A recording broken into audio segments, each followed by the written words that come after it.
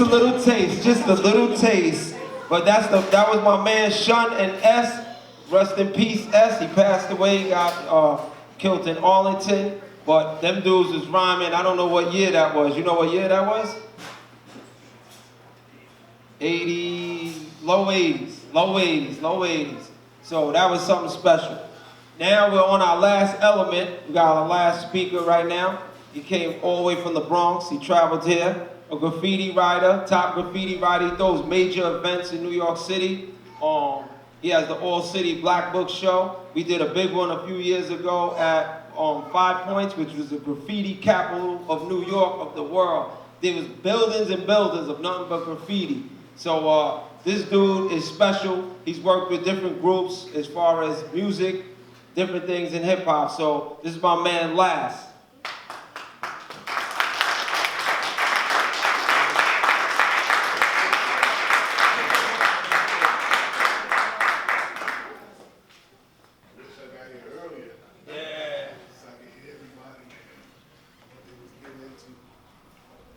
Appreciate it.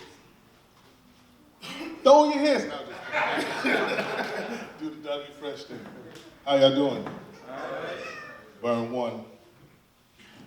Thank you. You're welcome. All right, so, yo, what you want? Set me up. Just go? Yeah, just go. All right, so graffiti. How many of you guys know about graffiti? Any graffiti writers in the house? None? Well, a lot of fashion comes from graffiti.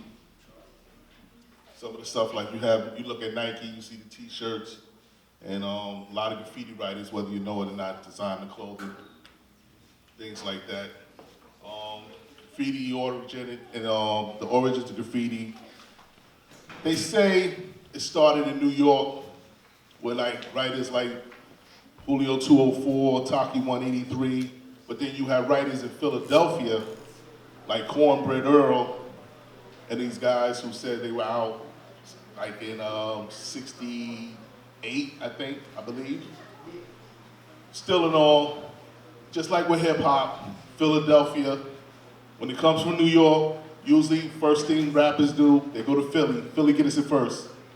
Even before Jersey, Philly always gets it. So it's like hand in hand. It's almost like, it's like New York, Philly, Connecticut. That's like the hip hop shipment circuit. So whatever goes on in New York, it travels that same way. So sometimes their influences come our way the same. But graffiti started out, you know, just getting your name up on the streets of New York. Then it went on to the trains. Then from there, it went into the gallery scene, the movies. You see movies like Wild Style. You see movies like B Street, Star Wars, just seen a little graffiti and Straight Outta Compton in the backgrounds and stuff, so it was always part of the city. It's one of the elements that's been here before everything. For the urban streets, people wrote the way to express themselves in an artistic way other than, you know, rapping. It's another way to get your voice out there. It's a way that you get it's another way to get famous. When we came up, you get your name up, you know, Skane, you get out there, and it's like a ghost. People look and they're like, wow. Everywhere I look, I see Gano, or, you know, I see somebody like, let me think of new writers on Staten Island, somebody like Gold, you know, those guys that's out there. So you're like, damn, who's this guy? Back in the days, a writer that, you know, impressed me a lot was a dude from West Brighton, Casper. Casper was nice. He used to do these gates over here and the pool over there. He had these dope characters, burners and everything, fly colors. I used to always come up to Casper, like, yo, Casper, let's do something together. He'd be like, nah, use a toy. Casper, call everybody a toy. I'd be like, yo, Casper, man, why you use that cheap spray paint? I used to try to diss him, you know what I mean? Because he used to use like, you know, any kind of paint. Yo, why you use that cheap spray paint? He'd be like, man, because I could burn with anything. You need that good stuff, could use a toy.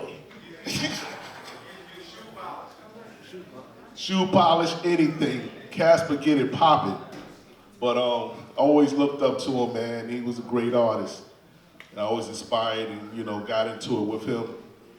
From the graffiti, I built a history with the RZA, because he knew me from doing my graffiti, and when he got his record deal, he ran into me and wanted me to do his album cover for the Prince Rakeem, I Love You Rakeem. So I went and submitted some work for that.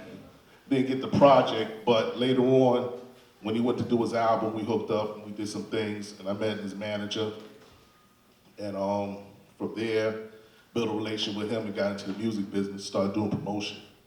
So like a lot of rap groups from Staten Island that got on, a lot of them, I promoted their record when it was independent before they got their record deal.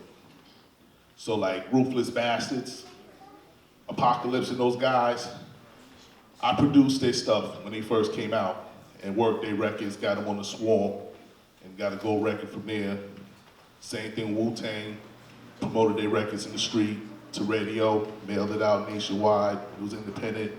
They got a record deal, Wu-Tang blew up, rolled with them for a little while. Same thing with Pop the Brown Hornet, promoted his record, Black on Black Crime, he got a record deal. GP Wu got a record deal off that record. So I evolved from the graffiti into the music industry, doing promotions, doing logos, Bad Boy Records, you heard Puff Daddy, right? Well, you see that logo with the baby? I drew that. So, see Bad Boy, that's internationally known, so you got a Staten